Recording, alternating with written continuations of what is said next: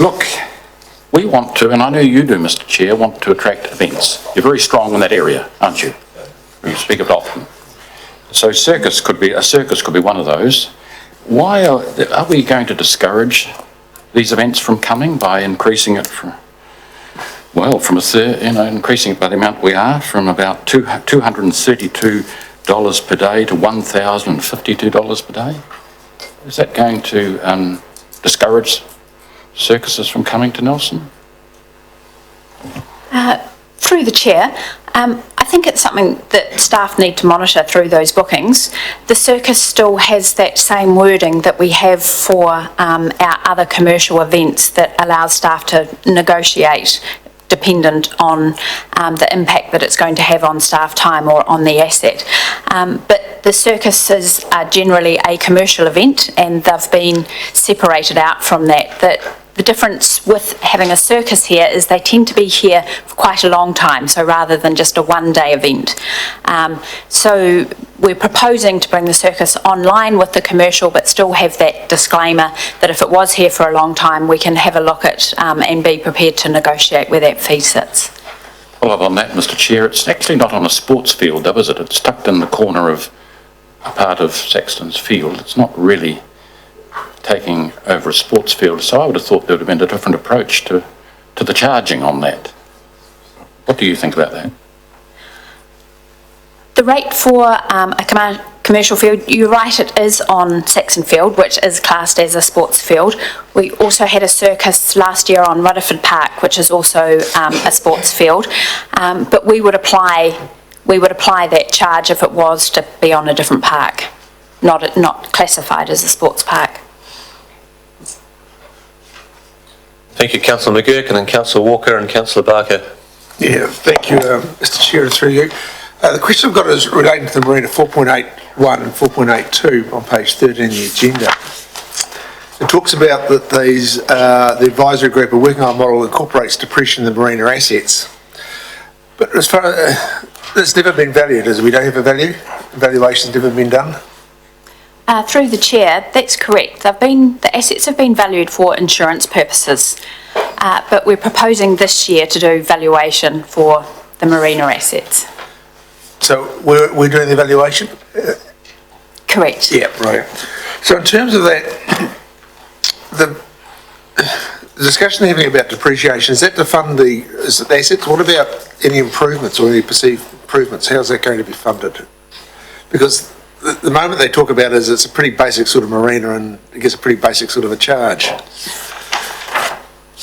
So they're looking at a change of a level of service? Through the chair, that's a very good question, and it's a question that we're grappling with the Marina Advisory Group in terms of future capital investment down there versus keeping the current asset up and functional.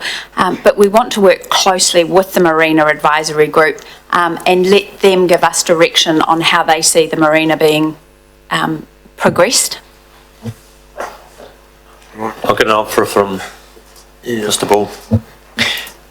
Thank you. Through the chair, I mean, what Rosie says is absolutely right. We are having a look at it. I'm conscious that the subject was raised in the annual plan submissions, and as a result of that, I'm getting together with Nikki Harrison and the Chief Executive next week, and I think it is something that we do need to have a look at. In the meantime, we are in fact waiting for some further advice from the Marina Advisory Group. They have undertaken to come back to us on their fees and charges, and so it is something that we're actively looking at. Yeah. Thank you. I suppose the point I'm making is that if we do value the asset, and we take away, there'll be a public benefit there as well, so I accept that. But then the charges that we're doing are significantly different, or are different from what's been set there. How's that going to? How will we deal with that? Or what? Are you reasonably confident that that the fees and charges with the CPI is probably going to be pretty close in line of where you think we might end up? I'm not sure that's an answer you can give, Ms. Bartlett, but maybe Mr. Ball. Yeah. Through the chair, I mean, I don't want to be speculative maybe in an open forum, but if the revaluation hasn't taken place for some time, and then I think there could be some catch-up. But I think what we're ensuring through this increase is that CPI is being applied, and that keeps us within reach Okay, yeah. of where we should be. Yeah. Okay, I'll leave it at that. Thank you very much.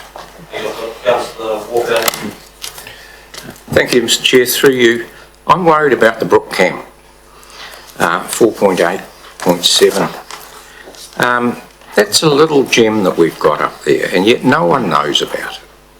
And I think it's fair to say that we haven't been particularly welcoming in the past when some people have gone up there, which bothers me also. But you know, if we've got a policy target of 90 to 100% of the income to come from camp users, and we're only experiencing 41%, I'm just worried that there may be a perception there that it's not performing, let's get rid of it. And I know we've got a campground review that's coming up, and I just... Workshop on 2nd July coming up shortly. Okay, thank you. That'll be probably an opportunity to delve a bit more, but it just bothers me that it could be doing a lot better, and I think it could be doing a lot better for a lot less expense, and I see that expenses have gone up quite a lot. So I just sort of give notice that I'd like to keep an eye on that one, thanks. Thank you. Thank you, Mr Chairman. Just another question about the circus item. It's the other similar events. I'm wondering, you know, every now and then, a couple of times a year, we see the caravan people coming along, and they run little fairs, and they all park up on our reserves. We're going to charge them $1,072 a day as well as the circuses. Through the chair, each event we need to check against the definition of whether it's commercial or whether it's community, and that really goes back to what they're doing with their funds. So if their funds are going back to a commercial operator, they'll be charged a commercial fee. If there is no fee to the public, and if they're earning any fees but it goes to a charity, then they get charged a commercial rate.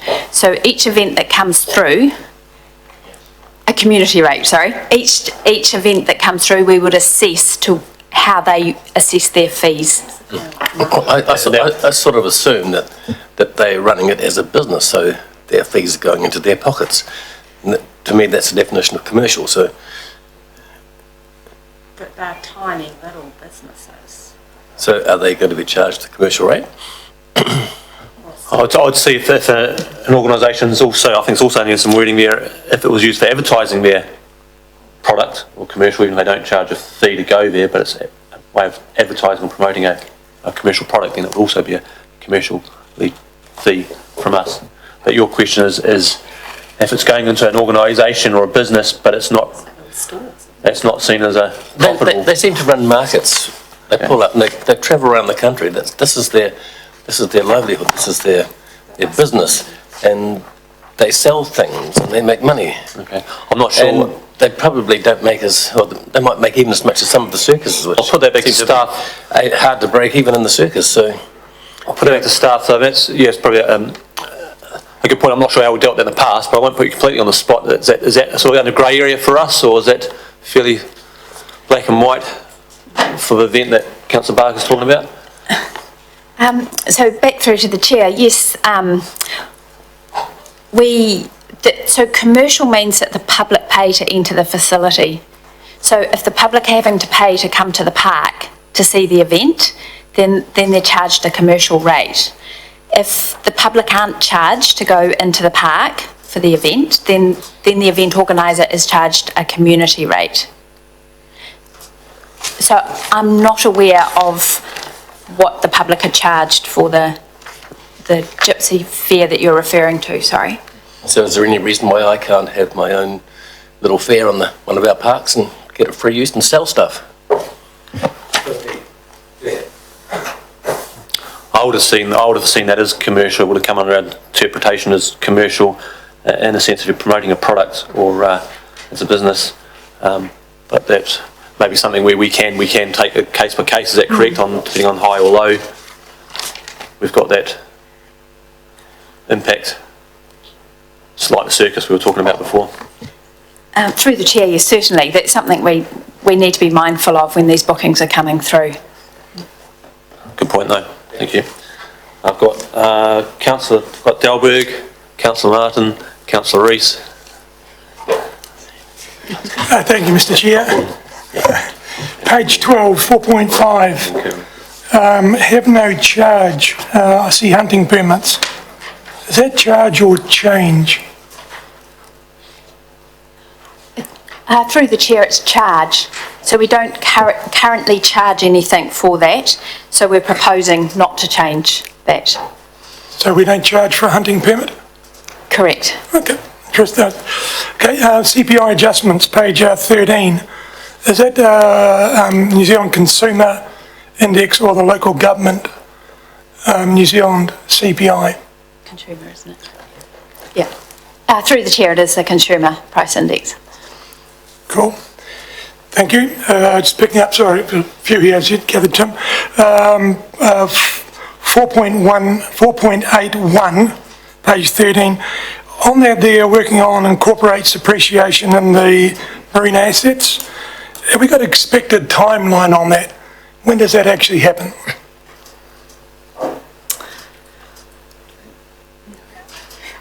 Through the chair, no, I don't, but we work with the finance department to undertake that, so I can come back to you with an answer directly on the timing. Okay. Just interested in that. And then the one below that, 4.8.2, it mentions in there that we didn't actually increase the fees, etc. in 2018-19, but we are going to add it in this time to end up with 3.91. Was there a reason we didn't do something last year or that time? Yes, so through the chair again, yes, there was. Previous year, the Marina Advisory Group had said that they'd like to be involved with setting those fees. So we gave them a year to set those fees, but unfortunately, they weren't in a position to put enough resources into getting that information back to us. So we've still waiting for that information. So we've spoken to them and said, are you happy that we go for the CPI for the last 2 years? But they are continuing to work on it with the finance department. It's always good to involve them, but that explains why, because you sort of gather we're going to get some sort of feedback. But that's good. You've got the answer there nicely. Okay. Now, you think you've covered off the significant events for me? And to cover your question, Councillor Dalberg, in regards to how much longer the Marine Advisory, we did a couple of meetings ago past that we'd recommended that would continue ongoing for some time, for a period of time anyway, with that group. And that they were, and check if they were happy to, and they were happy to continue. We were happy to continue at this point in time. I just wanted to make sure that we all knew why we're charging them 2 years in the 1 year period, and so everybody knew what happened. Okay. Because otherwise we know what happens when we apparently don't do things correct, we sort of get a bit of a hiding. But back to the story. Thank you. My question on the Brook Camp, 4.8.8, costs have also increased. My question really was, I don't have a problem with the cost being increased, but are the costs reasonable? I remember something about security and things like that, and people doing night shift or something, and so are the costs we're putting onto them reasonable for what they're getting? Through the chair, with the current management setup, yes, we believe that they are. So that's an in-house employment situation, and we also contract additional staff. The workshop that we're proposing is to look at, to report back to council with different management options. Those different management options will also relate to different expense and income options as well. Okay, so through you, Mr. Chair, I'm assuming that's coming out in the 2nd of July workshop the Chair mentioned? Through the chair, yes, that will form the basis of it, looking at strategic directions that council's looking at for those camps. The management option proposal is due in December. Okay. Thank you. No, cover that off. Page 19. You talk about Trafalgar Park and the commercial charges. Does that actually include the Trafalgar Pavilion? Do they get both at the same time? Through the chair, no, they're two separate charges. Okay, so question 3 is, so if I was to hire the Trafalgar Park for a rugby game or an event, and I wanted to do something up, i.e. the pavilion seems to be where the commentators and dare I say, people hang out, important people, we add that charge to that game. Through the chair, yes, that's correct. Brilliant, and the same thing, sorry, Mr Chair, through you, sort of in the mood at the moment, Saxton Pavilion, along with the Saxton Oval. So I've got a cricket game going on, or I've got a running, on the track. Saxton Pavilion, does that actually get added in to the Saxton Oval?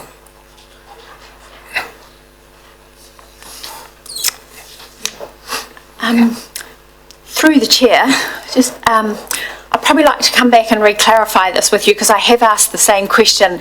But I believe it's really dependent on the event. So if it was a ODI event, then no, you couldn't hire the pavilion separately.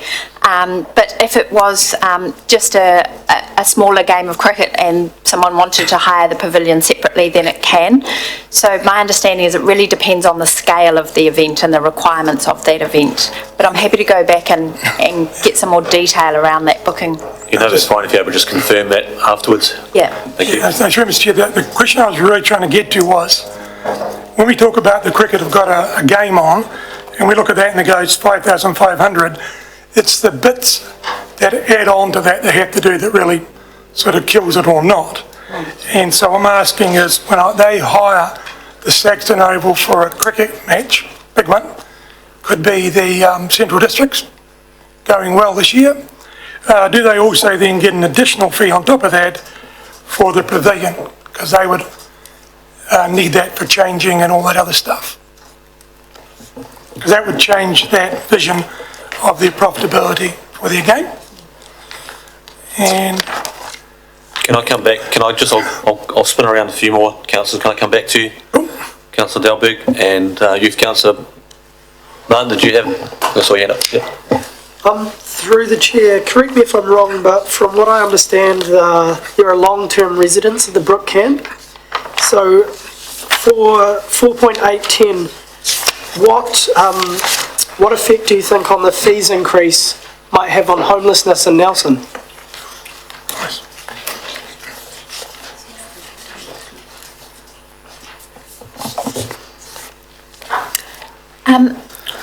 Through the chair, that's a great question, and very difficult for me to answer. In terms of how these fees are done, they're reviewed every year, so it's very important for us to keep reviewing the fees. So that's a 20% increase for those permanent residents that are living there. And until we speak to them and understand the impact of that, it would be difficult for me to comment. Thank you. No, very good question. And would that be correct, following up that because I've sort of run my hand across things across these numbers, etc. On face value, for me, it seems like it's still very reasonable compared to what's commercially out there, market right there. So the market rate is something we take into consideration when we set for the long-term residents.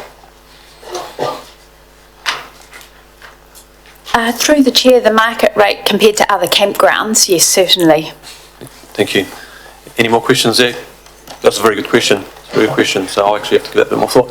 And sorry, Madam Mayor, I did refer to as Councillor Rees earlier on. I'm very flexible, very flexible when I'm sitting at the council table down here. Thank you, Mr Chair. Rosie, I just want to continue on from Youth Councillor Martin's questions actually around the Brook Camp, and I'm actually quite concerned about this because these are actually the permanent residents that are there, some of our most vulnerable people. And I just find this rather uncomfortable, Mr Chair, that if we were looking at this sort of increase for our community housing, we would have done some engagement and thought about that and what the implications could be, and we would have talked to MSD and all those sorts of things and have a sense of it and what it might mean for them. And I'm concerned that none of that has happened here. I don't feel that is you know, sitting at the table here, what we have to do is we have to think when we make decisions about what are the views of, you know, our community, what do we think about that? And now we've got a specific group of people getting the biggest increase by far of anybody in here, and we don't know. And so for one, Mr Chair, on that one, I'm not prepared to deal with that today because I just don't think that adequately addresses the responsibilities we have as decision makers. The officers don't, if the officers have got anything other they can offer us up in terms of the analysis and thinking behind this and the impact on the people that are living in the camp, then I'm happy to hear that. No? Okay, well, Perhaps I can, we do have a recovery target. I think we're well outside it. We're making, so this is simply drawing it to the council's attention, and the only way we have to address that recovery target, if the committee wants us to look at some other options, that's absolutely fine, but it is losing more money than it's supposed to, that's for sure. through you, Mr Chair, yes, I know there's a recovery target on this, but I don't think the intention of setting those revenue and financing policies was to try and get the recovery for a campground out of some of the most vulnerable people in our community. I think the intention of that was to have it operating as a functional campground and actually get that sorted out. Now, we are some way from doing that, so I'm not sure it's reasonable to ask, basically, people who will be, you know, in a financially vulnerable position to actually make up the difference because we're not operating the campground as a viable campground. I just can't reconcile that. So that's my view on that one. We'll get to that obviously when it gets to debate, but I just thought you might have been a bit more analysis. I'm just struggling a little bit with this report in terms of what's going where. So I see that there's the intention again is that there's to be no the questions following from Councillor Delberg about the pavilion, that when it comes to the Trafalgar pavilion that is sitting in there, is that with a CPI on it? Yes, adjustments will apply to Trafalgar Centre, Trafalgar Park Pavilion and the Saxton Oval. So that's why they're not included, I take it, in the report, is that right? But then we come to... Correct, if it's above CPI already, or if it's already recovering its costs, then we're not putting it up, no fee increase. And it's hitting that percentage. Okay, I'll see if I can work my way through that. When I come to the Trafalgar Park one, where we've got the debt is included, and so that's on page 19. So we've got an amount there for CPI as a base, but then there's a category now called special for special events or significant events. And it says here that will be negotiated from 5604 per event. So that's basically the least it will be. Is that what you're saying? So it'll be negotiated up from there. That's the minimum? Is that the intention? Mr. Ball's going to speak. Through the chair, and then Rosie may wish to add anything further, but yes, that is the intention, that if it's a large event, and Bay Dreams is the example that's been given, but we're also thinking of large concert events where charging them only 5604 doesn't really cover our costs, and they're making a whole lot more money than that. So we want the flexibility to be able to charge them more, and we did that for Bay Dreams, and we'll do that for the next, propose to do that for the next Bay Dreams, subject to council signing off when we bring that report in July. Okay, so if somebody had a multi-day event, you know, this is this question of whether we, what the threshold might be in terms of a multi-day, yeah, I suppose it's a multi-day event where they might be booking for, you know, 3 or 4 or 5 days in a row.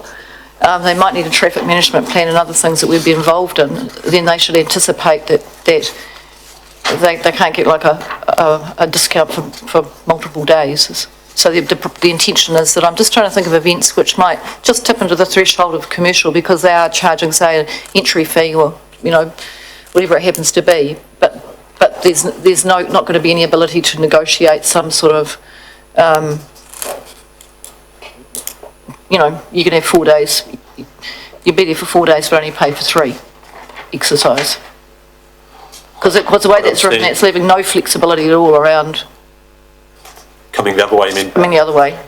That was covered a little bit in the circus. Remember, the circus was an example of that on Is that what I would assume that officers might step in there when we're talking about the pricing for over and above, that's on 4.8.4, over the page it says this is proposed to include the option that for significant events, venue hire will be negotiated based on scale events, set up and pack down days, etc.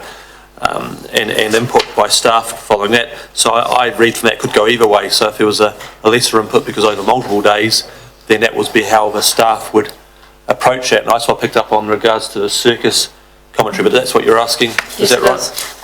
Essentially, it looks like it's only one way, Mr Chair. It looks like you're going to pay, you'll start off, the very base amount you will pay is 5,064 per event day. Can't ever be less than that, can only be more than that. And I'm just not sure if that's... Thank you, through the chair. If, I see the point, and if the committee was minded to allow the flexibility that we negotiate up or down, then I don't see any issue with that, because there could be circumstances where we might want to incentivise somebody to set up with us for a first time. And I think, as an example, that's how the circus got its initial good deal. Thank you. All right, so I'll just leave it the way it's written at the moment. Like that why I checked it, because it doesn't actually read in that way. And this is one of these things where we have to be, it causes quite a lot of angst if we, this gets written and it won't necessarily be Rosie or Jane who's implementing it, or Paul, some down the track, and somebody interprets it, in one way, and then that's what the customer service experience may not be quite what we're expecting at this table. I just want to come back to the the issue around the marina. So, like Councillor McGurk, I had noted the submission to the annual plan with some interest, and had certainly asked some questions around that in terms of, well, what is the arrangement with the marina, and why hasn't it been through a revaluation process? What is the reason? What is the reason? Why isn't that that's a significant asset, so why hasn't it been revalued?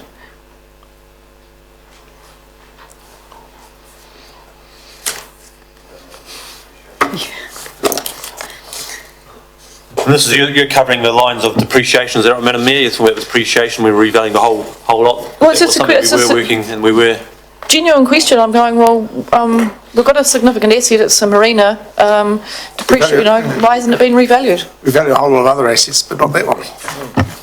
On 4.8.1 covers that in regard, or part of it, in regards to the Marine Advisory Group's work on the model which incorporates depreciation of marina assets to be covered by fees and charges. Once this exercise is complete, the proposed changes will be reported to the committee. So that is something I understand, and that's a good point, Madam Mayor. We are trying to take that into account, but I'll let the officers. So I don't know why. I can't think of any good reason. We have discussed it as an SLT briefly when we were just simply in the hallway after submissions, and it is something that we need to have an answer for the deliberations. Oh, we'll wait for those. The challenge, of course, is that it's sitting in today's report, and needing it with a decision on it that will, I suppose, a recommendation to council, so we'll work our way through that at some point. When it comes up to council, perhaps we'll have an answer. And then, Mr Chair, probably I just should flag for you that, and apologies that I haven't done this with it being such a chaotic couple of weeks, is that I still find this a situation where we're having half a conversation. That we have got essentially fees and charges that we're setting for venues, but what we know is that we then have a contract with another organisation that charges service fees on top of all of those things, and so the end user experience is somewhat different than what's in this report. And I would prefer that we were dealing with this where we can actually understand the customer experience and what they're being charged in the whole, so we can look at the proportionality around the fixed rate versus the variable charges that seem to go onto the venues. Because because they are certainly, and they have been over time, an area of considerable angst, and it's certainly a matter that fills up my inbox. Not recently, I haven't had any for a little while, but they certainly come and go, and we end up doing different negotiation processes where ultimately it seems that it's always Nelson City Council that's having to reduce its fees, and it's rather than the management contract. So and this is my concern around, which I've expressed previously, about the use of public assets for private gain. So I just find this a little bit like, if this is, we get this report, but we don't really see the whole picture about what it costs to use our venues. And apologies, I should have flagged that for you before today. I'm happy to answer that, but I'll, if Rosie or Roger, that was something we've raised before, and as you know, Madam Mayor, we've been in discussions with that in regards to the pricings, and we've got the contracts coming up for mandatory services. So it's something we've been working on, and it is something we're coming back to council on with a briefing workshop on that. And that's something we're also, I've sat down with yourself, Madam Mayor, and Rosie and Roger on that. So that was the same concerns I raised a little while back, and it is in process, but can I add any more? Can anyone add more to that?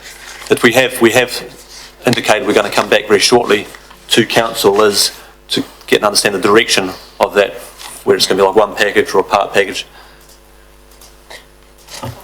Thank you, through the chair. Yes, in response to the concerns which have been raised previously, so there have been staff officers have been in a meeting with the mayor and the chair, as you describe. I believe the next step is for a further meeting with yourself and the mayor, and we're just we'll be asking whether the committee wishes to have a workshop dedicated on this topic specifically, or whether we integrate it with the levels of service discussion that we need to have around the asset management plan, so that we connect this topic and put it alongside the other facilities which the committee is also responsible for. So anyway, we're ready to bring you as much or as little information on this topic as you like. A lot of the, I think, of this depends on what is the objective for the facility that drives strategically what happens. Thank you, Mr. Chair. Does it answer your... Mr. Chair, I'm between a rock and a hard place today, aren't I? Because I was actually hoping to get them both come together by now. We'd have them and they'd sequence up together so we could see the whole picture. So they're not here, and I can see the time frame on where everyone's wanting to get to, and there's some CPI amounts here. My concern is that this has been something I've probably spent the last, I don't know, since nearly 3 years now trying to get that into this committee, and yet again we're back again with only part of the picture. So I understand that 1 July is coming, and we've got some desire to get some CPI increases through, but so I can assure you, Madam Mayor, that is coming back very short. We've had the recent discussions following up. There are discussions, and with Roger, and to bring that in, and I declare want to bring that back to the committee to give some feedback and direction on that as a whole. But I totally agree with that. But that's it. Timing is all part of it.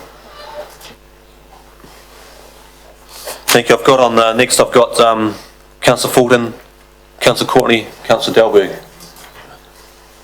Okay. I'm just conscious of time. Yeah. Thank you, through the chair. I have a couple of questions as well, and wanted to raise my concerns about a few things too. With regards to Bay Dreams, have we had a report, or are we going to receive a report in terms of the costings? And actually, so it looks like you did charge more than that 5,600 per day to take into account staff time, but I'd like to know how much staff time was spent on that, what the full cost for council was on that event. Thank you. Through the chairs, we'll be bringing you a full report in the next meeting for Sport and Rec. We'll be covering off the costings and sort of basically the summary debrief from Bay Dreams 2019, and also seeking approvals for what we do for 2020 and going forward. So we'll be bringing that to you.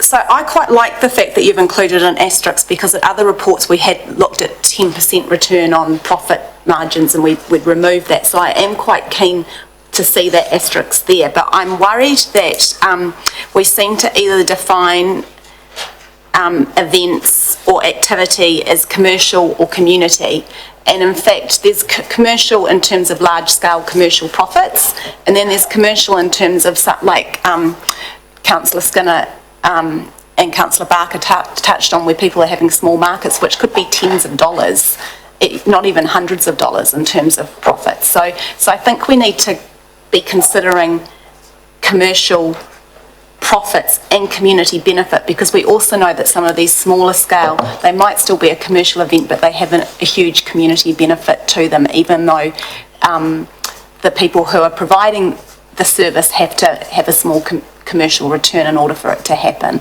So I'm just wondering if we could consider including the words. I don't know whether it needs to even say for significant events. It could just say for all events, venue hire will be negotiated based on this rate and considering potential commercial gain and community benefit, because I think that a circus which is going to, we know that a circus which has a large number of people involved and probably a very low ticket price is going to have a very small commercial profit compared to something like Bay Dreams, and likewise Gypsy Market will have a very small commercial profit compared to something like Bay Dreams. So I just think that we should be considering, it means almost that you're kind of making it up as you go along a little bit, but actually how do we start to create economic model which allows for people to, allows for small community businesses to thrive rather than them being too many obstacles for them to actually come here.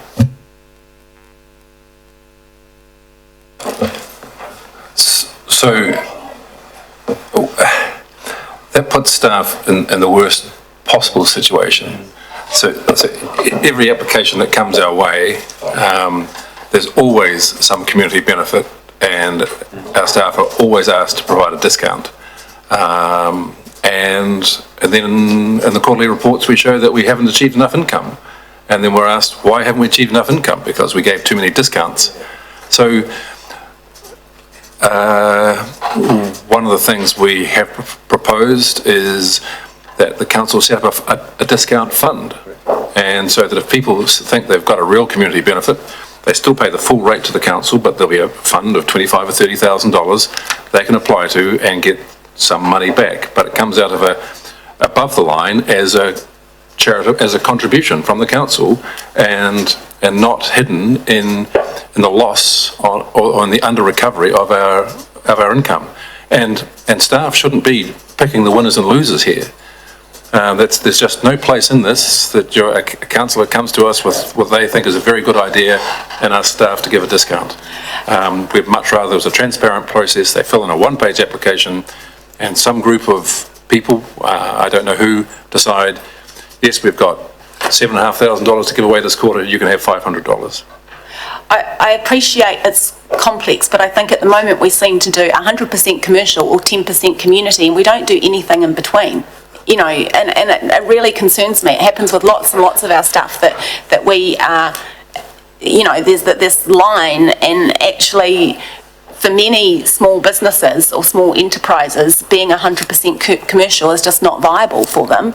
And there's quite a lot of community events which occur which need to return a small commercial rate to actually I see what you're saying. Continue forward. We've got the commercial and non-commercial, and it's very important that we have that fairly clear. And often what's coming up is those who are wanting to rent a specific hall or space. There's other facilities that we have, like the difference between a conference at the Trafalgar Centre or the Stoke Memorial Hall, depending on what fitted their requirements. So we need to be very clear about that. On the other side of it is also, if they have a community benefit part of it, we have looking at having this fund to offset, so it's not coming out of they're still paying the full amount or the correct amount, whether it's commercial or non-commercial, but there's a fund that they can access and make a decision on that. But I do get concerned if we try to justify every single event, because even a football match or basketball game could be perceived as completely community-based or completely commercial-based. Yeah. I'll move. I'm just conscious of time I here. have one more question, and it's around the Brook camping ground. I share the mayor's, and Ryan asked a very important question in terms of supporting our most vulnerable communities up at the Brook. And I had a couple of questions around the policy, which I don't believe has been reviewed for some time, and part of our campground review, I would have thought we would be reviewing the policy. So when was that policy last reviewed, in terms of the policy target of 90 to 190%? 92. So the policy target, so 4.8.7, it says the policy target is for 90 to 100% of the income at the camp to come from users. When was that policy last written? So to answer that through the chair, that those policies are done through the long-term plan, the finance and revenue plan. So each 3 years, the policy's reviewed. Also, a point of note for the campgrounds, that policy includes the 3 campgrounds, Te Hunanui, the Brook and the Maitai. Okay, so it's covering them all. I guess I'm concerned that the campground, Brook Campground, has not had adequate time and attention given to it, and it was closed down, and then it's been in this sort of quasi-open state for some years. So to suddenly increase the fees on the people who are still there significantly because Nelson City Council hasn't progressed work which should have been progressed seems unfair to me. It seems quite unfair, so I'm just raising that as a concern, and I think that we need to reflect on the management and the costs, and, you know, we've had security up there when it could have been spread across all our city, and all sorts of high costs associated with that campground, which with better management could be avoided. Thank you. I've got Councillor Courtney, Dalbury, Barker. Just be fairly concise. Thank you, Mr Chair. Through to Officer Rosie. 4.2, page 26. That's the Sea Sports building at the marina. Now, it says here, and I need you to explain this to me, a business case is being revised. Now, that tells me the business case was completed, and now, sorry, page 26, page 26. Sorry, yeah, wrong report. Wrong report, that's the next report. Councillor Courtney. No, well, I'm talking about the items in Officer Bartlett's report. Pages. It's called a report. Different item. No. That's the next item. That's in a quarterly report. All right. So it's very similar, but we will be. Righto, well, let's go now to the marina because we have some difficulties there, I foresee. I don't know whether I should be speaking out of turn here or not, but can we be sure that the work that's being undertaken at the marina at the present time will come in on time and on budget? And I ask that because I'm led to believe that there's been a stop work on that project at the hard stand, and the consultant has been replaced. And so I just see that as another delay. Sorry, Councillor Courtney, I'll just clarify so I and the staff are on the right track here. I still think it's the next report because 4.8.1 on page 13 there's a marina about fees and charges. Yep. And then we've got the quarterly report which will cover marina there too. And I think that's what you're referring to. That will be the next item. I thought Her Worship was discussing the marina a moment ago. I thought Councillor Delberg was too. That was in regards to fees and charges, and we've got a marina advisory group which have been giving a bit of advice on where fees may be. Totally aware of that, yeah. Correct. Do you want me to delay those questions until? I'll let you ask that question again, and Marina, you're asked about getting projects done on time for marinas, is that right? Yes. Okay, I'll let staff answer that. Can I just restate it for Officer Rosie, because she may not have finally got the point of my question. Are there going to be delays now at the marina on the current work that's being done? And I'm talking about the hard stand and quite a range of different projects that have been underway, and now they've been stopped, I understand, and the consultant's been changed. So can you answer that, please? If you want to answer that now, but if you want to answer it in the next, sorry Rosie, if you want to answer it now, I'm fine, but if you want to answer it in the next report, because it comes up in the next report on pages 45. 45 and... Through the chair, that is covered in the quarterly report, and it's a very good question. It's a little bit premature for me to comment, but certainly we are aware that the development work, the project's being managed by the capital projects team, so it has a project manager through the capital projects team who have a lot more information around it. What I am aware of is that they are going through the resource consent process. So for me to say that it will hold up the physical works is a little too soon for me to commit to that, but I do know that they are making sure that the resource consent and building consents for that work are all cleared off before they then commence to do the physical works. On that, Rosie, it says here, this may result in additional costs which will be compensated by deferring other works. Now, does that mean at the marina, or does that, I'm talking about, 4.8, page 26. Well, that's where I'm reading it anyway, so that'll upset the chairman if I refer to that. But will the, Sorry, can I just say, will the... Sorry, Councillor Warner, just butt in there for efficiency of this, I still believe that's the next report. Well, I'm just following on from... I'm going to wait, we're going to wait for the next report on that, and then we'll be all on the same page, and staff be on the same page, so we'll hold that question, please, till the next report. Thank you. Okay. Any more questions on this report, Councillor Courtney? As I move it on to Councillor Dalberg, Councillor Barker, and I'll skip over the youth, Councillor Martin. There you go. Straight in there. Page 13, CPI adjustments 4.7. Why is commercial concessions, including beehives, included in fees and charges relating to sports and recreation report? Through the chair, so it's where those concessions are on the reserves. So a large majority of those concessions run out of sports parks. Thank you. Now I've got Councillor Corner, but I'm going to skip over to Councillor Smith. Youth Councillor Smith, did you have your hand up before? No. Any more questions? Yep, I've got another good question there, Councillor Martin. Youth Councillor Martin. I've got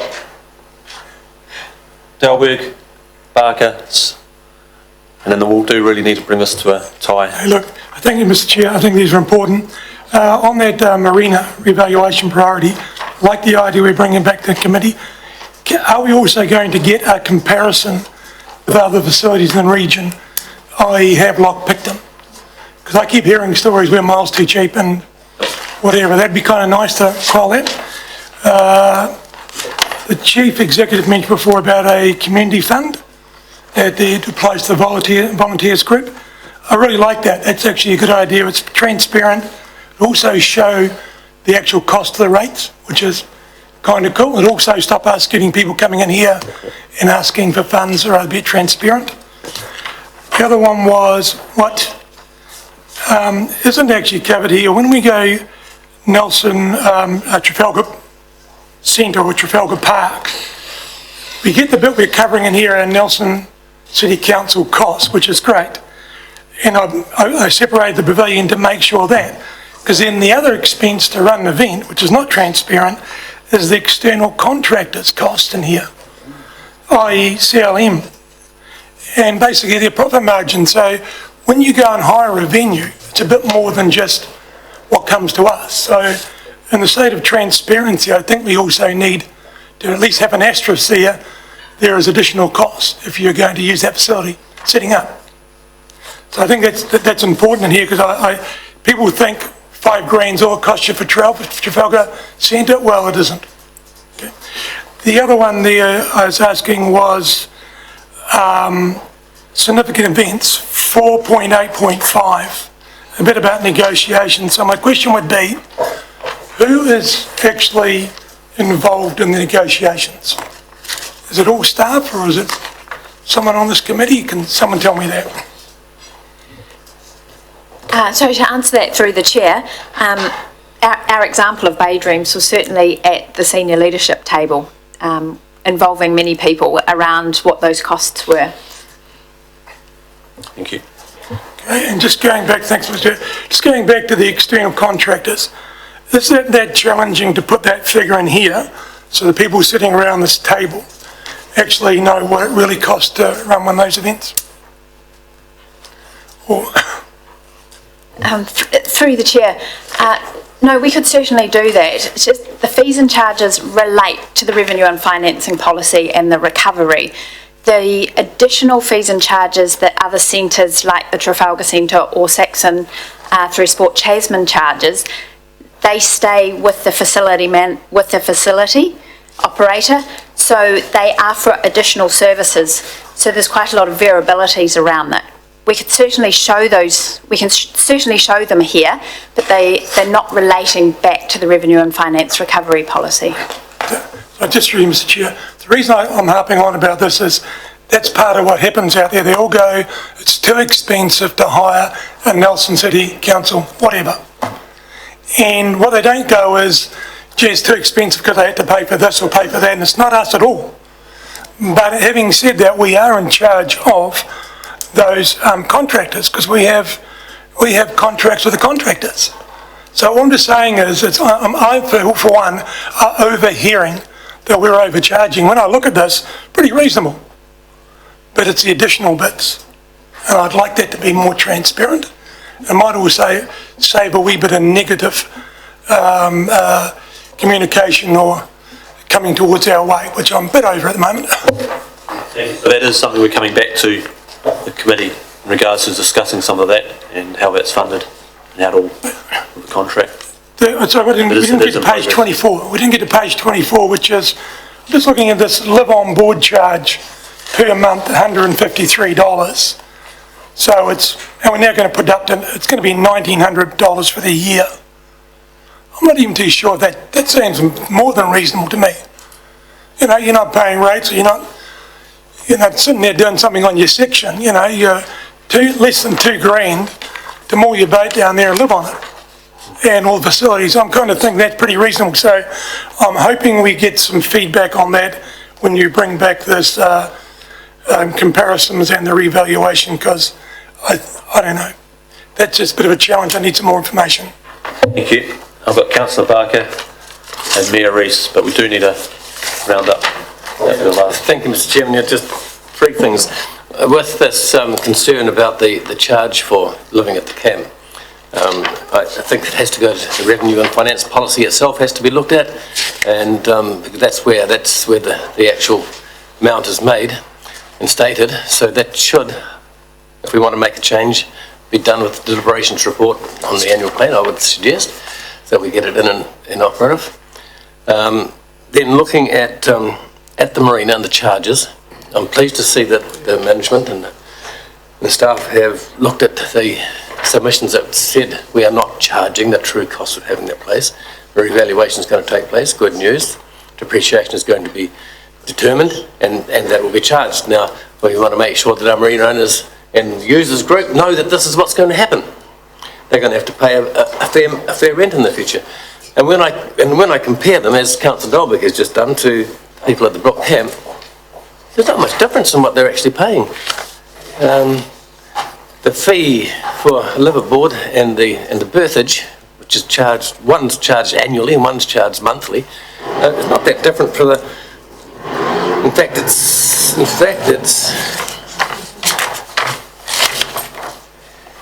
not much different to what the Brook Camp people are paying. And there's a huge significance in the amount of asset that we've put into to have a place for those to live as compared to the other ones to live. So we need to have a really good look at this if we're going to be fair. And you keep in mind, there's more than just the charges. Sometimes there's benefits of people long-term at the camp during quiet time. That's an income over winter. And with the liveaboards, or so-called liveaboards on the marina, there's also that security that they provide by being permanents being there. So there's a few things that balance up, and that was some of the things we have discussed this in the past. It hasn't just come about. They've got to pay for free. Correct, and that's the reason. If not full. And this is where it's looking at these prices, we put them up by CPI, but we're reviewing that with some pricings and depreciation coming in. I've got here Mayor Rees. And then I think I'll have a short comment and I'll realise this is taking a bit of time. I just want to come back to 4.3 and understand the Saxton Oval Pavilion and Waihi Takaro Golf Course. Now, what the officers are saying, Rosie, you're saying that at the moment there's no increase because they're currently above the recovery range for the revenue and financing policy, which I've managed to find online, which is good. And I can see that they're not split out. I thought, well, maybe they're down to actually individual venues, but they're not. They're in a category, which I think you might tell us in the report. So what is the recovery on the Saxton Oval? Pavilion.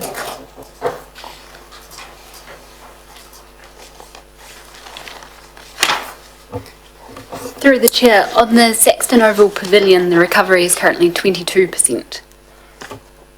22%.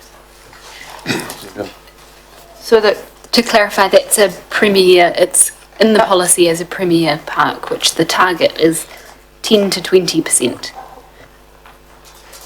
so do you think maybe we've got that wrong? Because I have to go, I find this a little bit odd to go,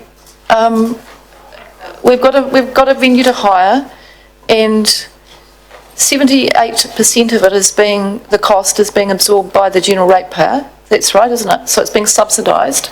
It's a venue for hire, and we're saying because of that, we are going to take that out individually, that one. So across, I guess the question I have is, across the entire category of premier parks facilities, is a recovery overall above what the revenue and financing policy says? Or is, because it seems to me, look, CPI seems pretty basic, really, in the sense of the costs aren't going to go down for that facility. I would be astounded. I don't imagine the insurance premiums dropped. So are you saying to us that if once we take that entire category and look at the revenue stream, that it's over or under? Do we know? Yes, the entire category is 31% recovery. So you're getting a 31% recovery across the entire category, but you're making increases to, CPI increases to some of the other venues within there, but you're not making it to these two when it's 22%. That just doesn't make sense to me, I'm sorry. I can't fathom that out. So if we've got I'm sorry, I maybe have the wrong end of the stick. I can see everybody glazing over, so perhaps I'll just stop for today. So give up. I think I'll withdraw from this meeting now. I'll leave you to it. Madam Mayor, in response, I see what you're getting at, but we've set this policy of recovery from a commercial, what we expect from our non-commercial, and we get hammered by the public if we're not busy enough on these events, and if we're getting hammered if we're too busy and charging not enough. What you're talking about is us re-looking at our policies on what we set our recovery rate for commercial versus community. Well, Mr. Chair, this is, and I think you can see my frustration over this, and I've already expressed it, this is the reason I wanted the matter to come back to this committee with the analysis around the CLM contract, and the contracts are out there. So as Councillor Delberg has said, we can have a fully informed discussion, the information can be fully transparent, and we can understand. These questions I have around, is within the contract, is there ability for the contractor to increase their service charges? I don't know whether that's controlled by us or by the contractor. Are they doing CPI increases, or what are they doing, and how can they move those around? Now, that might not be a conversation that we can have in a public meeting, I don't know. But I do think we need to really get to grips with this. So, I mean, I would have thought that, a CPI increase on the Saxton Oval Pavilion was a perfectly reasonable thing to be doing, given, we've got to try and keep pace. Otherwise, the ratepayers just pick up more of the tab for private functions. Well, I might answer that in my turn of questions, but you can see any response here from staff, but I'll answer that in my next question. So I'm thinking, Madam Mayor, I'm going to raise, as I did, I gave Works Infrastructure a bit of a hard time about CPI adjustments, and I've already spoken to our staff management on my views when it came up with CPI, and my concerns that if we increase, we don't want to be left behind, that we stop increasing and then 5-6 years later we find that our real costs are really up here, we've got something to do a big jump. So incrementally, I understand that, and that is positive, but also from when we set our fees, I get away, this is the same conversation I had the previous committee, and this is for the staff to take on board, management to take on board, is that just increasing for the sake of increasing, it's got to be justified. There's times, and it may seem unbelievable, there are times and there is no reason to increase the cost of something. You're covering your costs, or this is the cost to bring in a piece of pipe or mow a lawn, this is the cost, and it may not have changed. So I've struggled with CPI over local government cost index, and I see we've got to make some increases here so we don't get left behind. But I also, as I've mentioned, and if some staff management were here for the Works Infrastructure, I've pre-discussed this with Roger and co. that for future fees, I want us to justify why it's CPI. I've had that conversation with you all, or some years at the previous meeting, that CPI is consumer price indexed. That's the prices for an individual family to buy their bread, milk, clothing, and it also includes the 600 items, includes craft beer and massages, and lunch and meat has been dropped out of that. I can't see how that can be used to be justifying as a figure. It's an easy one to do, and it's probably very similar, so it may not matter for increasing our actual costs, where LGCI, which is actually more, and some of these we might be in a better place, but I think it's 2.2 or 2.4 LGCI, the cost index, which is a real reflection on the struggles we have of getting staff in for engineering, etc. Those prices are different to what me as a family have to cope with, and the cost of PVC pipe, for example, or bitumen, or accounting services. So I would like to see, I'm not going to make a change in this report because I see some changes we've just got to incrementally do so we don't get caught out, but I do want to see us justify, and you can answer us now or answer for later, to justify CPI, I'd rather see LGCI, or based on the fact that it's going to cost more to run a swimming pool because the cost of chlorine's gone up, for example, or getting employees as lifeguards, and that's why we had to increase it, not because we increased it to CPI. Is the cost of a loaf of bread or craft beer or massages, and I even see tobacco as one of those CPI costs for families. So if there's a reply to that, I'm happy, but I'm not going to hold up this report on that. Mr Chair, you're actually talking about, we're a monopoly. We own the pavilion. You can't go and get another pavilion. You can go get another milkshake and buy it. We own them. We are the dictator of what happens in pavilions and parks and centres. So we have to be transparent and fair to make up for our monopoly. I'll let Roger answer. So in real terms, it may not be much difference to CPI and LGI, but just for transparency and for us maybe capturing some of the real costs, and it may be an advantage for each other, but I'll let Roger, I have given pre-warning to my staff on this. Thank you, Mr Chairman. Yeah, you did raise this with me, and I checked with our finance team, and obviously, as you know, from the other fees and charges... Sorry, I'll just hold up here. I know it's been a long day. Councillor Fulton, Councillor Barker, just a moment, thanks. That we're using CPI, Consumer Price Index, across the board as council, and if there was a view to change that, then we'd want to have a discussion and a decision making at a sort of a consistent way across the organisation. But so far as this consideration is concerned, the finance team put it that the CPI is a broad basket of goods. It's updated quarterly. The LGCI, I think, is done annually. So there is a difference, and although the percentage difference between them may appear small when you see it in black and white, over time and across many dollars, it does add up to quite a lot. So it would be a significant, reasonably significant decision to take. Yeah, I do apologise if including craft beer and massages causes a problem. Thank you. So it's more of a question, I'll put it to the CEO, not answer now, but if you take that into consideration for the future and your report might came back, CPI is the best measure. Well, talking to the finance team after the Works and Infrastructure meeting, that CPI was the factor that was used to increase projected income through the LTP. So that's where it tracks back to, and so we'll have to have a discussion as part of the next LTP process, which we're almost into, about what do we use to factor in that? Is it basically the increase in consumer goods, or is it the local government cost index? I have no more answer than that. I'm sorry, Mr. Chair. Thank you for that. So if I end that with questions for this. Can I have someone move what we have in front of us? So that's option 1. Councillor Courtney, can I have someone second that? Councillor McGurk, any debate? No, I'm not prepared. Are we just moving the report? Receives the report, or are you moving the recommendation to council? It's both. So we're receiving the report and the recommendation to council. So I can't option 1 on page 15 or as in. I can't support the increased charge at the Brook campground.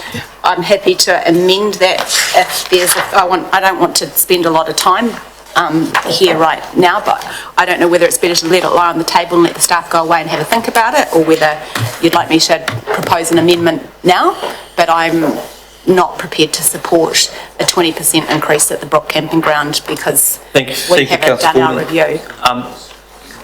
Take on board, so it is going to full council, so it might be a chance to, and I empathise, Madam Mayor, but it would have been nice to have something to come, if that was concerning on an amendment, etc. It would have been nice to have the forewarning on that.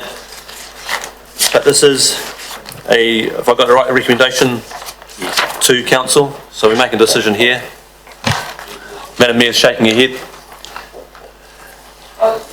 Chair, I'll just say, look, from my perspective, there are a number of matters here that I still feel need to be resolved.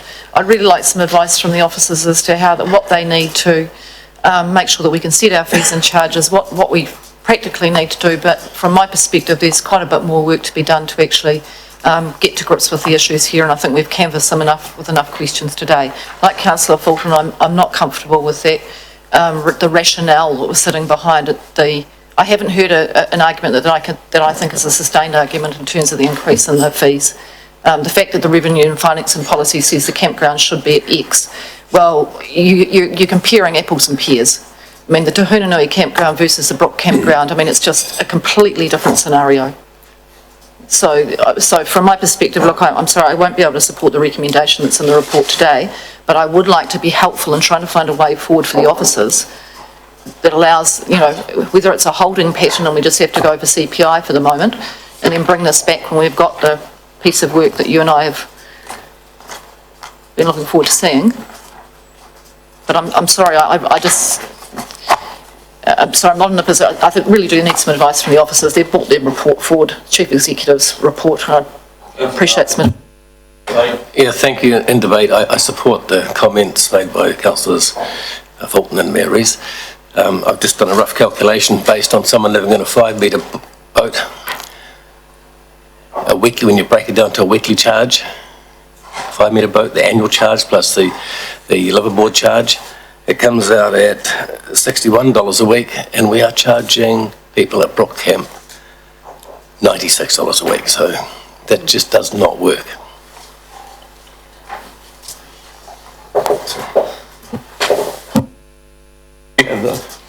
So one option, Mr. Chairman, is simply to exclude the Brook Camp from the increase in fees and charges, and we can have a separate discussion about that. Or just CPI it for this year, which gives us longer to look at it as part of the overall campground review. But it was important that we brought it forward because it is under recovering, and we do discuss it every quarter. So that's the only solution we have at the moment.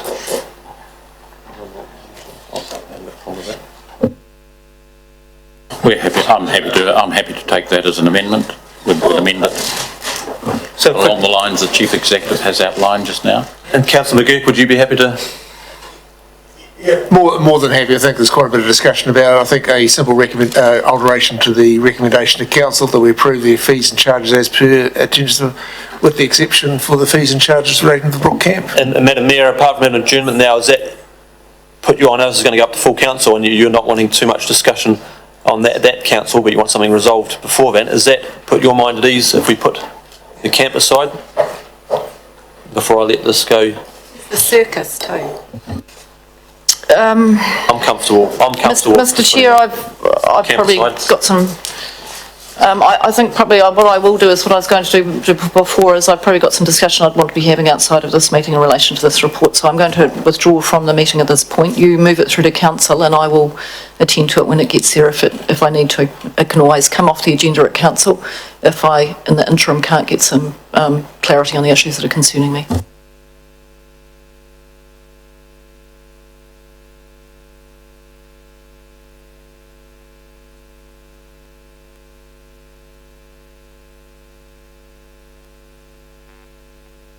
I think perhaps we just pull it out altogether and look at it quite fresh. Pull it out altogether and just look at it as a separate item. Yeah, we can just not increase the fees for the moment. Okay, the advice I get that's not difficult for us to do. So if, as a putting motion and putting motion and seconding it, you're happy to do what we've got as our fees and charges. I'll make it very clear in front of us. So we've got in front of us the fees and charges, but excluding the Brook Camp. So we've got some alternate wording there. With the exception, so you've got up here on the wall there, approve the proposed fees and charges as per attachment in the report, with the exception of the fees and charges relating to the Brook Camp. I'm comfortable with that, but I want to make sure we got around the table. I think the Brook Camp one also added in that there's a camp review coming up, and I think that looks like they're being exempt. If you have to add in there is a camp review later in the year, I think that might mean that we're treating them not differently, but we're actually just doing some more in-depth thinking. Yeah. Mr. Ball. What were you going to say? Through the chair, I was just going to confirm, previously the committee had asked that we bring forward a report, as Rosie said earlier, in December with management options regarding the Brook and Maitai campgrounds, and the next step in order to get guidance from the committee was to hold a workshop which will be on the back end of the next meeting of the committee, which I think is the 2nd of July. Thank you. So I don't believe we need it worded on there as such. Thank you. Councillor Barker. For that meeting in July, will you have completed the study of the depreciation, the revaluation, and bring forward the proposed charges for the marina? Through the chair, no, the workshop, in fact, I think it will be a briefing on 2nd of July, is focused on the Brook and Maitai campgrounds. They should know that their charges will increase. Thank you. So what we've got here on the screen, any further debate? I'll put it. Those in favour? Those against? Carried. I'll move on. We've got our next topic is the quarterly report, which is on pages 25 to 49. Can I ask staff to address that? Thank you. I'll take it as read. No changes or corrections. I'll let you. And I'll give you an opportunity to get your paperwork correct there, but if you want to summarise. Through the chair, one minor amendment on page 36, and it's 12.4. This is the result from the annual resident survey, which can be carried out within the quarter, and it should have been the fourth quarter. So sorry, it's just the word fourth is missing. I'll just after the third time I read this, I picked up on page 26, 4.7, regards to the Brook Recreation Hub, and it talks about the entranceway to the Dun Mountain Trail and the Codgers Mountain Bike Park. That I see should be Dun Mountain Trails correct, but Codgers Trails rather than Mountain Bike Park, because we've never specified it as a mountain bike park. I mean, obviously anyone can call it what they want, but it's actually the Dun Mountain Trails correct, and I changed that to Codgers Trails rather than Codgers Mountain Bike Park. Would that be correct? Thank you.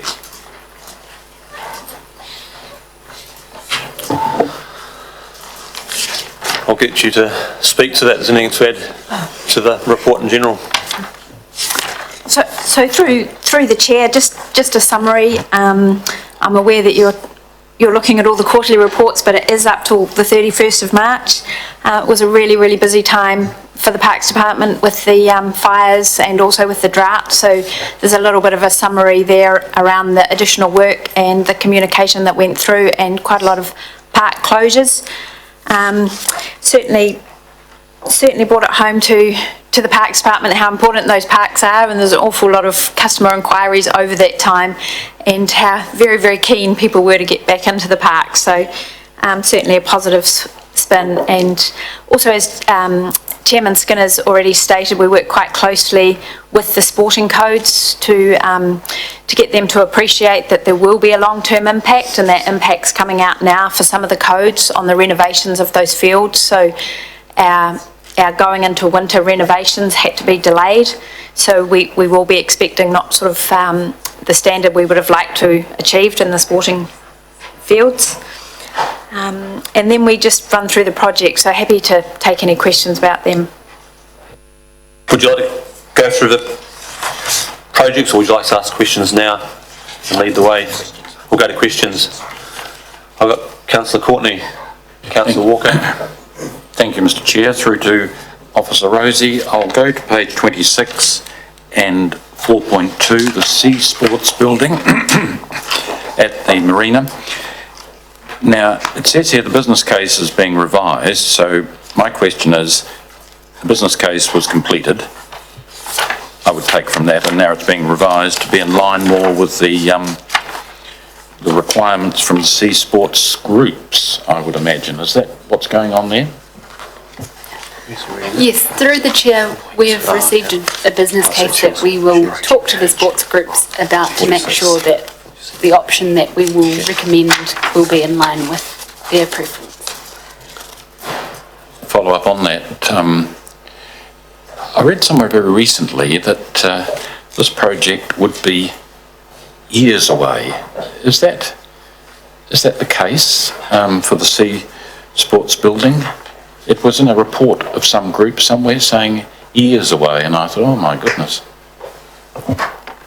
Through the chair, from memory, the capital funding for the project from council's side is in 2021-22 for the construction of the project, but depending on the option chosen, the council is assuming that the users will be funding part of that, and we may need to change our timing to line up with the users' funding ability. Another question there on same page 26, 4.8. It is around the marina, and there's a lot of agitation there and concern about the lack of progress in this area. Council, I'm not criticising, the feedback's not about council staff though. I just don't know where it should fall really. Officer Petheram is seen as very helpful in every way, but there's still a great deal of frustration there. And what concerns me is that it says here in regard to the marina hard stand that this may result in additional costs which would be compensated by deferring other works. Now that's my question, is it works around the marina or is it works generally? There I'm looking at 4.8. There, that last line in 4.8, this may result in additional costs which will be compensated by deferring other works. And I just wanted to know other works, what they are really. So to answer that through the chair, it will be other works around the marina. I don't have the capital projects list with me, but it will be a case of deferring some of those projects if these costs do come in over. But we certainly do that in close consultation with the Marina Advisory, and they prioritise the projects that they would like done first. Just got a comment. Thank you. Through the chair, this particular one, councillor, has a project page which is appended, and it's on page 45 of your agenda. And I don't know firsthand the details, but it's described here that the further sealing of the bays is deferred to allow for a variation to the resource consent for the filtration system, and then there's a little bit more detail. So that would appear to be the reason for the concerns that you may have heard. Thank you. For that, I have another question in regards to the 5.12, page 31, in relation to the Te Hunanui Holiday Park. It says there professional costs, advice costs of 32,000 have been incurred. Is that our share, or is that partly shared with the Te Hunanui Holiday Park Trust, or is that our total cost? We are sharing with them, aren't we? Through the chair, the answer is yes, and I believe that reflects the total cost, and then as described, half of those will be on-charged. I did see something there about hanging baskets. Is that going to be reactivated this year with hanging baskets throughout the CBD? Is that the plan, or was it just selected? Through the chair, that's correct. Yes, I'm just excited if I'm being told that it's going to be all properties, all business premises in the CBD or not. Oh, through the chair, sorry, point of clarification there. It's not possible to do all of the businesses. It's where irrigation is set up and where the verandas are appropriate. So where possible with the current infrastructure, yes. How many, through you, Mr. Chair, how many more would there be over and above what's, is it getting too difficult now? It's just a good news story, isn't it? And the people love the baskets. They're a great success. No one's damaging them. They're vandal-free. So through the chair, I'd just like to come back to you with that correct number. It'll be fine.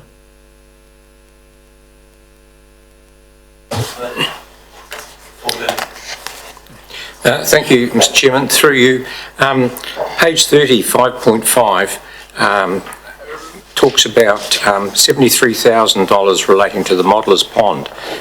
I presume that's nothing to do with the trial? Is that just maintenance in the grounds outside of the modeller's responsible area, or? Through the chair, I understand that that's staff costs internally here with council. And it relates to the pond That's trial? correct. The pond trial. No, sorry, I would need to go back and get some Could clarification you around find that out that. for me, please? Thank you. Thank you, Youth Councillor Smith. And I'll just clarify, you've got greens and reds here, because I know in the past we've sort of struggled a bit, what being ahead or behind is good or bad, and obviously when it comes to expenditure, the green is when you're behind the budget, or it comes to income, and the green is good when you're greater than the budget. But just more layperson speak. Thanks, and through the chair. So going back to the marina hard stands, were those part of the Sea Sports Group's concept designs, or are they completely separate? Through the chair, the Sea Sport building is funded separate to the marina, and the hard stand is a different project to the Sea Sport project. Thank you for that. We've got Councillor Fulton, Councillor Delberg. Yes, thank you through the chair. I just have a couple of questions around the fire emergency. Are we going to have a report, or have we had a report, apologies if I've missed it, on the full cost of the fire emergency? And I'm particularly interested in how many native plants we lost in our reserves and how much it will cost for replanting those kinds of scenarios.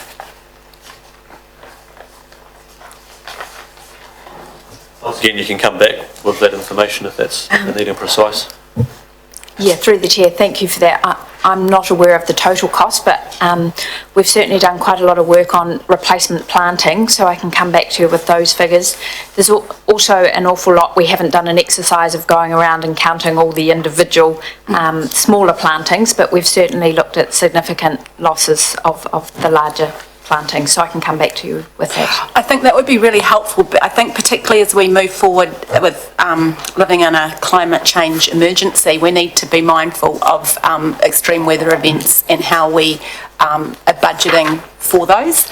And I just know, I walk up the Maitai quite often, and up at Black Hole, a lot of the natives have actually recovered really well. Rimu seems to be the one which has suffered the most. So it's quite exciting to see so much new growth right at the moment, but it would be good to get an understanding of how much some of those those wonderful pieces of work that we were doing in terms of biodiversity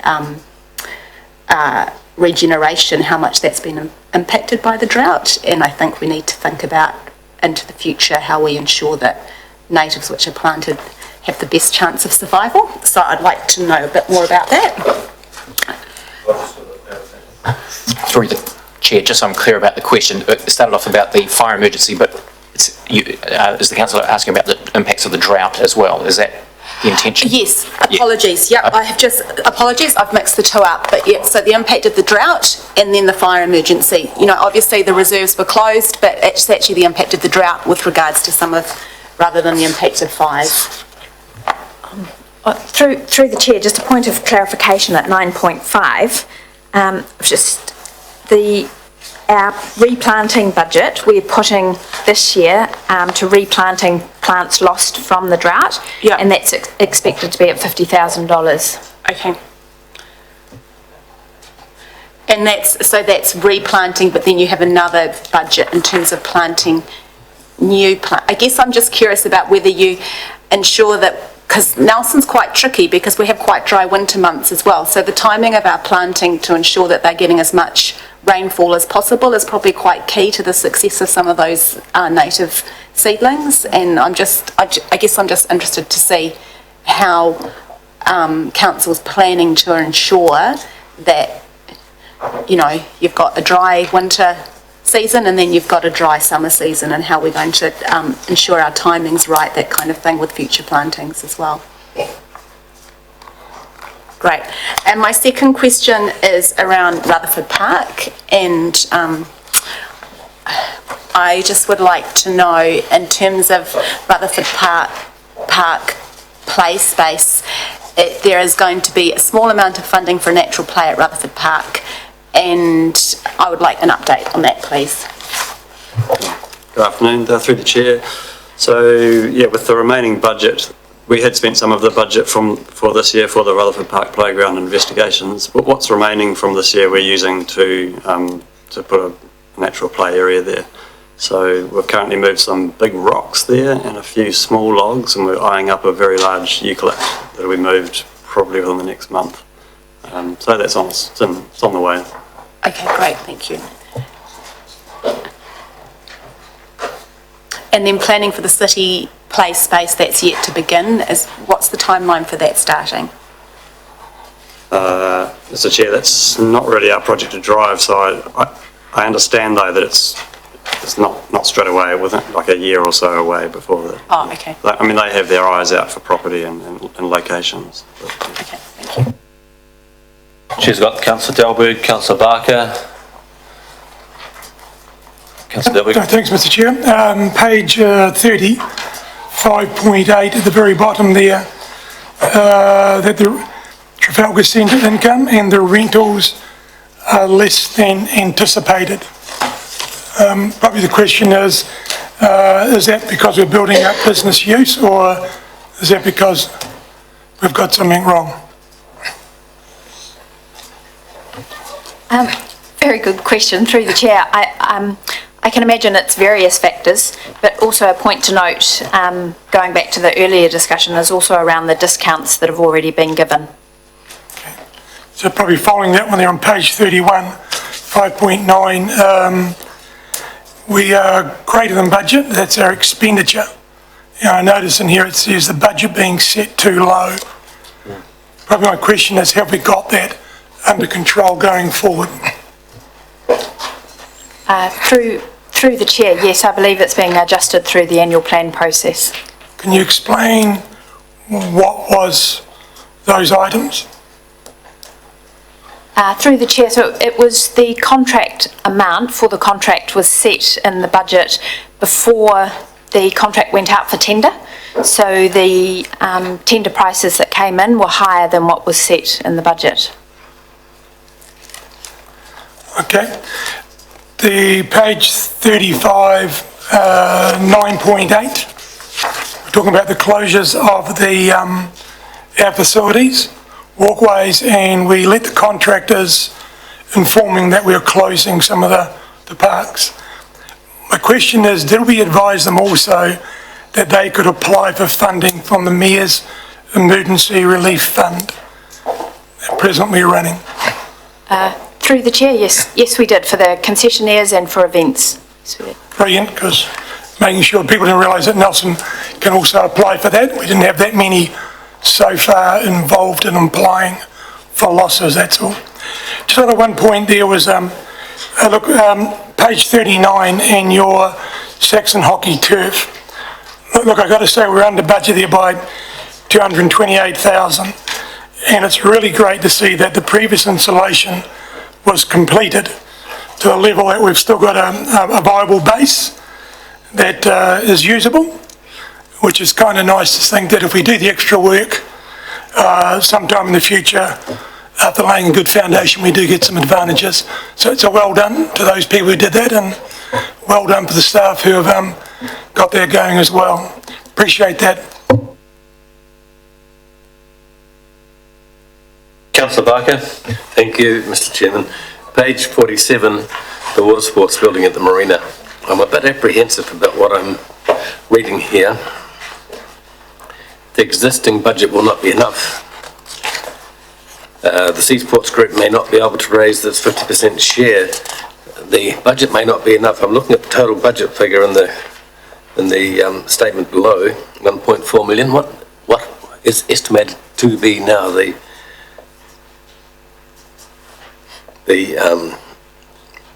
proposed budget? Zella Friender, in the top paragraph, it talks about the option, the rebuild option could be 3.5 to 4. So I'm looking at the total budget figure there for 2018 to 2028, 1.4 million. What, taking into account that you say it's going to be more, how much more? Let ask. So we've got. So with regards to the building, the existing building isn't really suitable. It costs more to do. So that also probably something I've highlighted here. How are we going to progress? Are we deferring? You asked specifically how much more. I'm concerned, Mr Chairman, that if it's a significant amount more and the users group are not going to be able to pay 50%, it's just another whack onto the general ratepayer. And that is. I'd like to know just how much it would be. And that's a part of the project risk that I'll let. Yeah, I can. So that will be coming back to this committee once we know what the revised scope costs and what the sports groups can contribute. That'll be coming back to this committee to make recommendations on whether we should be carrying on with it or not. So there's no intention that we will be carrying on with a project where we manifestly do not have enough budget. In the meantime, are we getting any income from that building at all? Are we getting any income from the building which is unsuitable for the water sports building? Because I know some people who would very much like to make temporary use of it. So through the chair, that building's been run through our property team, so we just need to check in with them and see if there's any revenue coming from there.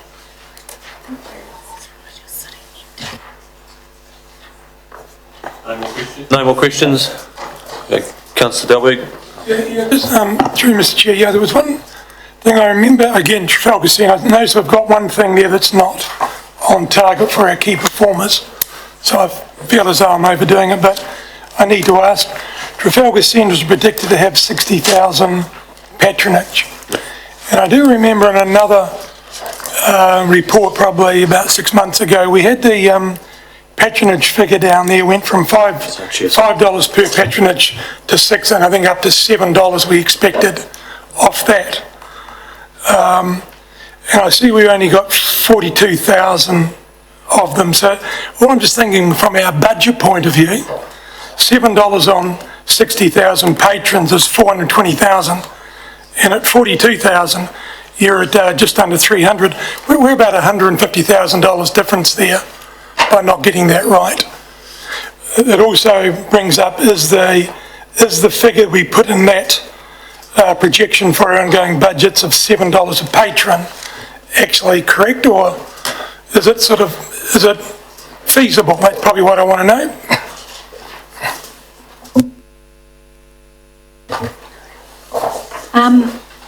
Through the chair, I did, I'll come back to your question, but I did just want to stress that there's bookings of events and then there's number of patrons. So the booking of events is increasing.